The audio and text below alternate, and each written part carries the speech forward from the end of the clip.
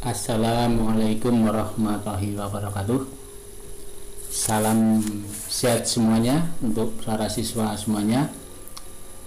Mudah-mudahan kita selalu dalam keadaan sehat, dan jangan lupa kalian selalu jaga diri dengan protokol kesehatan, yaitu memakai masker, kemudian jaga jarak, dan kalau tidak ada kepentingan yang betul-betul penting, janganlah keluar rumah.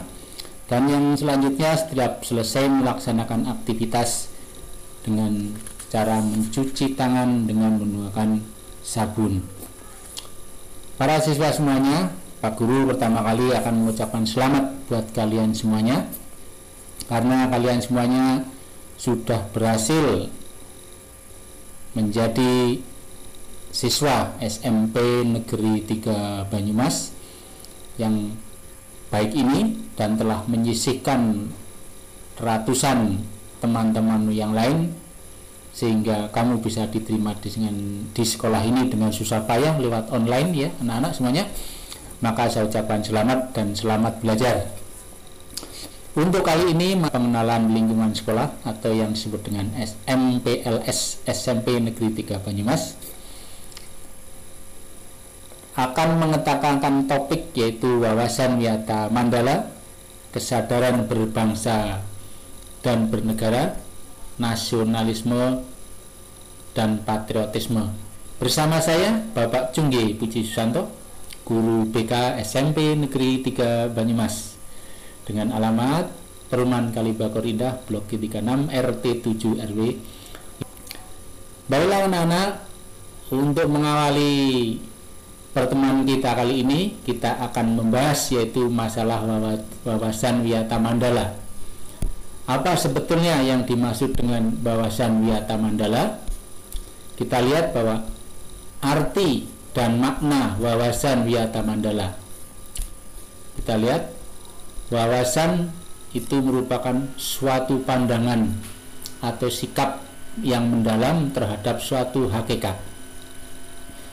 Sedangkan Wiyata adalah pendidikan, dan Mandala tempat atau lingkungan.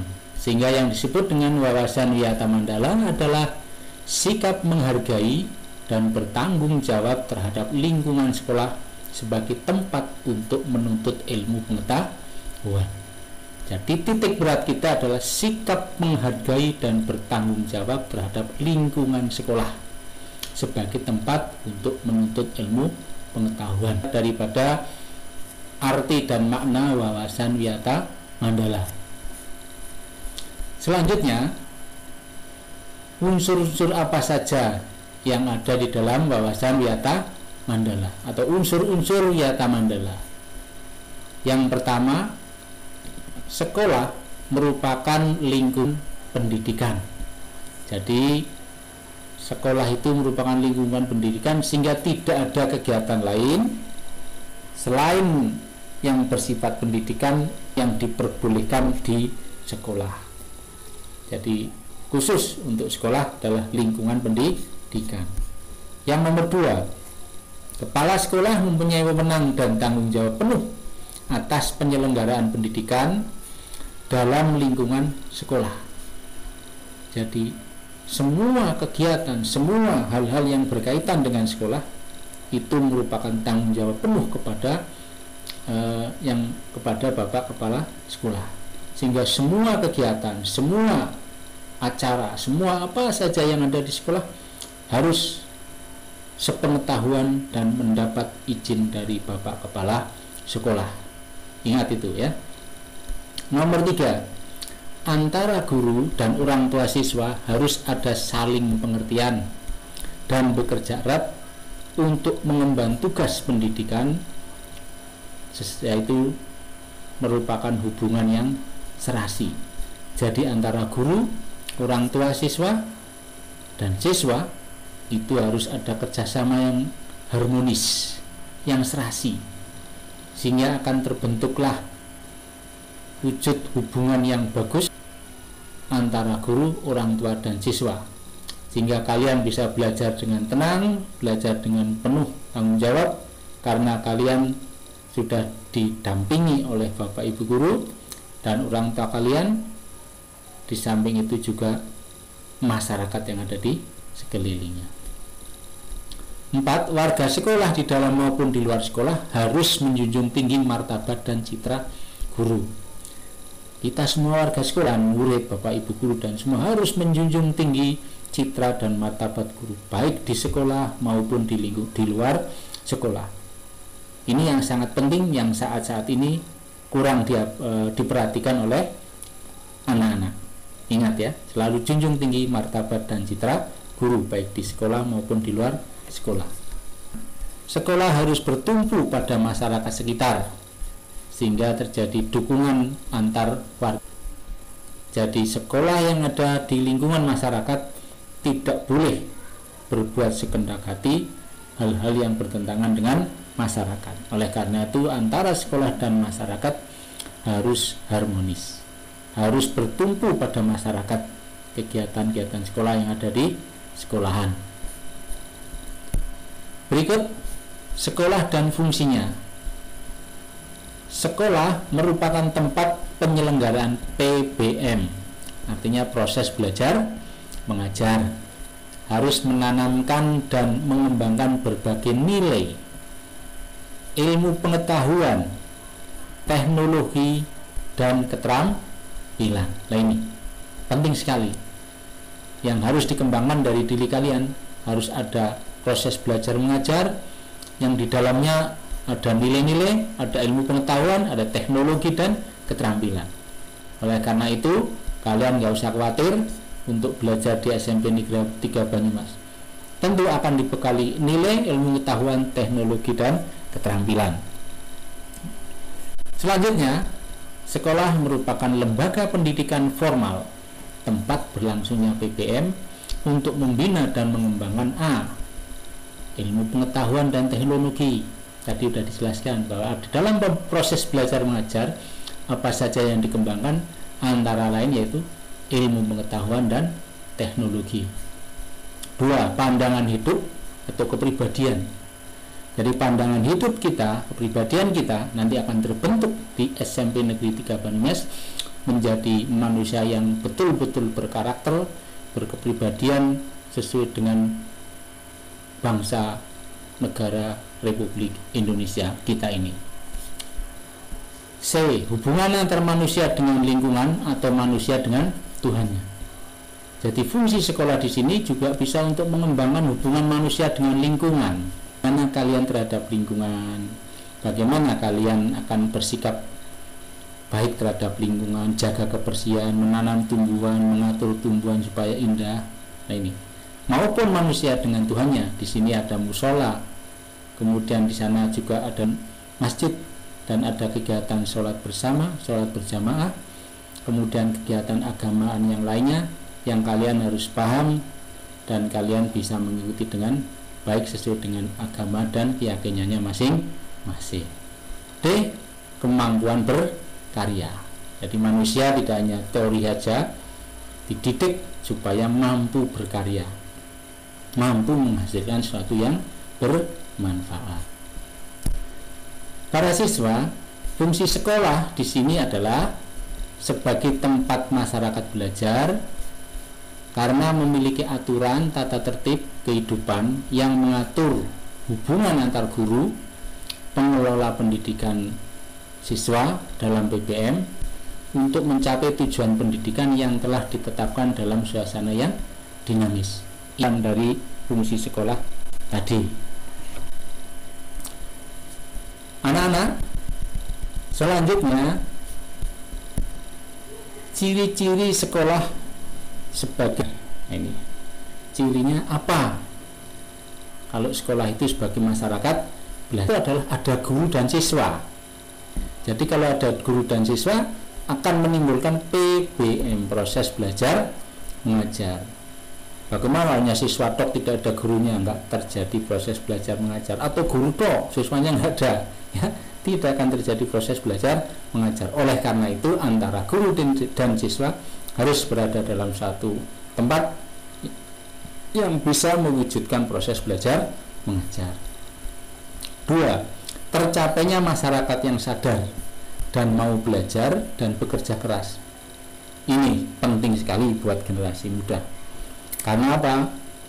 Sekolah sebagai masyarakat belajar, ini memang kalian harus benar-benar sadar bahwa ilmu itu penting, sekolah penting untuk mengembangkan diri kita.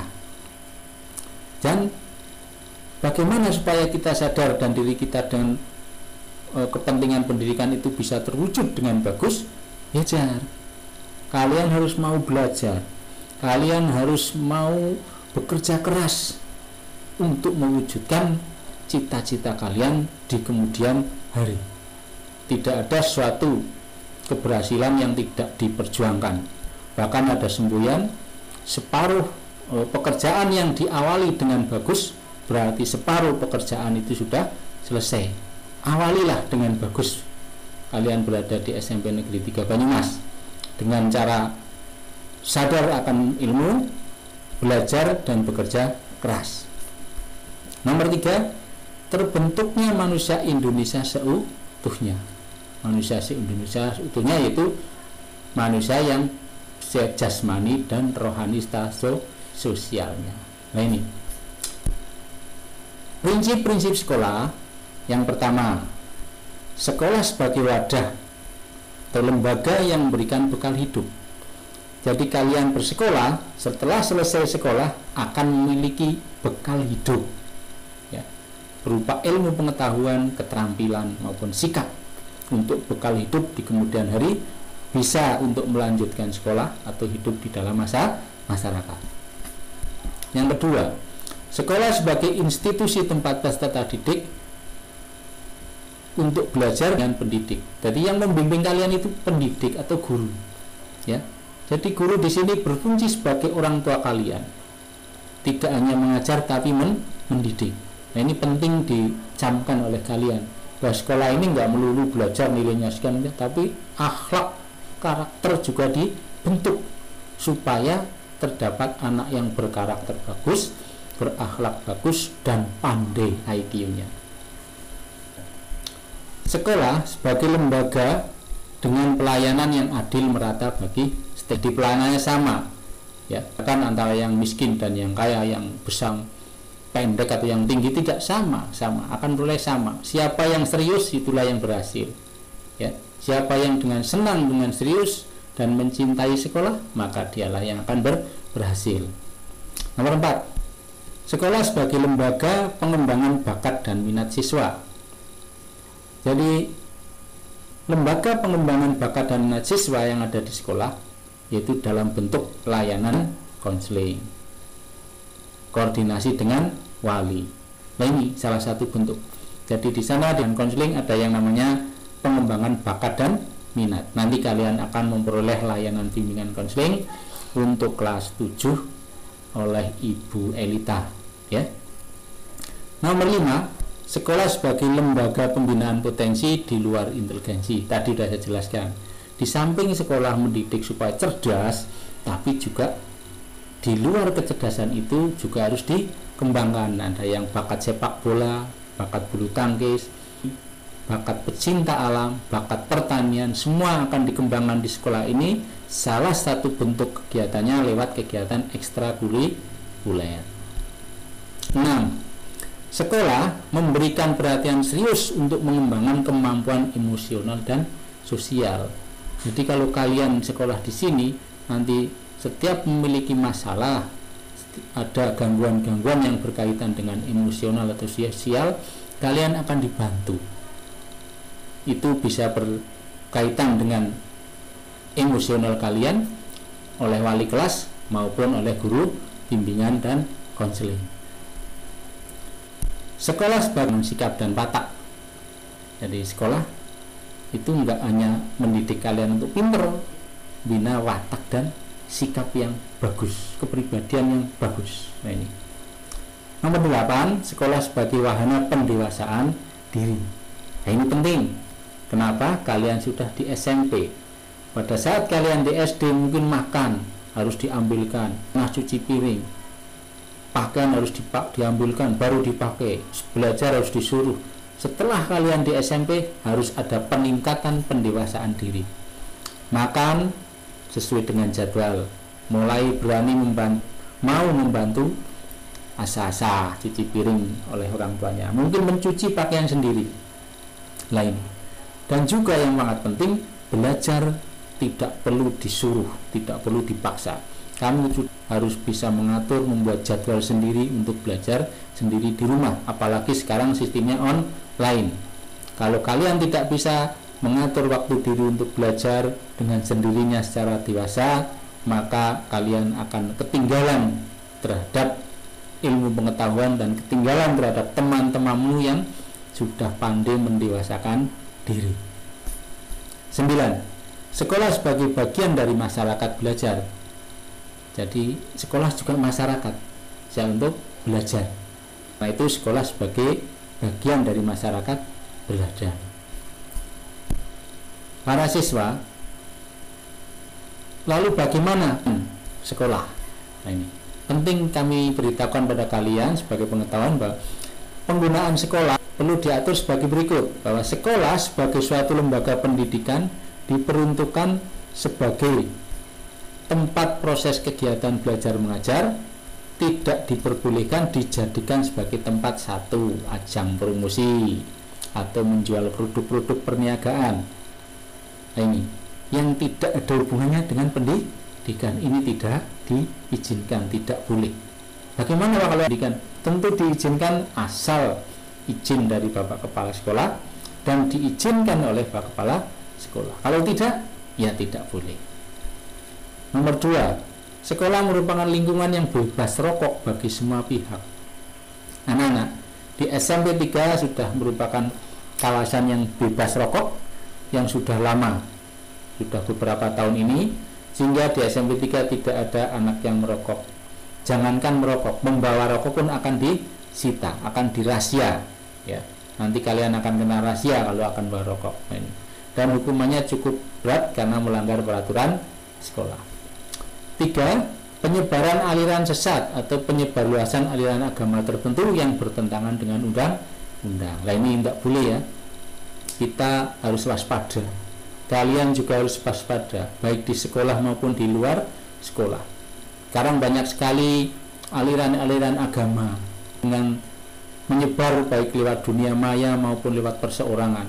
Setelah kamu dicuci otaknya, akhirnya kalian ikut pada aliran tersebut dan ikut menyebarluaskan. Tentu ini diizinkan karena bertentangan dengan undang-undang. Kalian beraliran agama tertentu yang tidak ada hubungannya dengan kurikulum juga tidak diizinkan.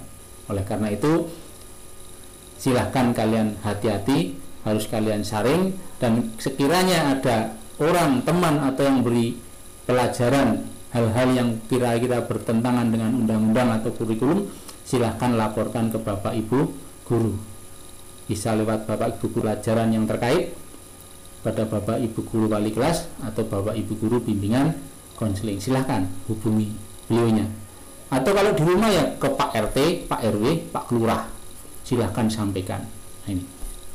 Nomor 4, sekolah tidak boleh untuk propaganda, tidak boleh untuk kampanye. Sehingga kamu nggak pernah lihat kan sekolah untuk kampanye, nggak boleh memang, ya.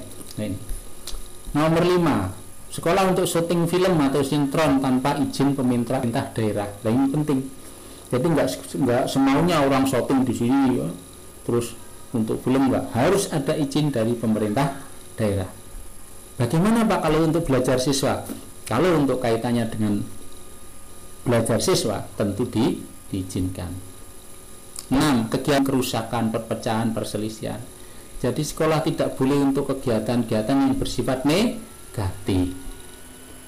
Kalau ada yang bersifat negatif harus dilarang. Kalau kalian melihat harus dilaporkan, diberitahukan kepada yang berkaitan dengan hal tersebut. Para siswa yang berbahagia, untuk berikutnya adalah penataan wawasan Wiyata Mandala dalam upaya ketahanan sekolah. Apa ketahanan sekolah? Ketahanan sekolah lebih menitik beratkan pada upaya yang bersifat preventif. Ini Langkah-langkah penataan Wiyata Mandala di sekolah melalui apa? 1. Meningkatkan koordinasi dan konsolidasi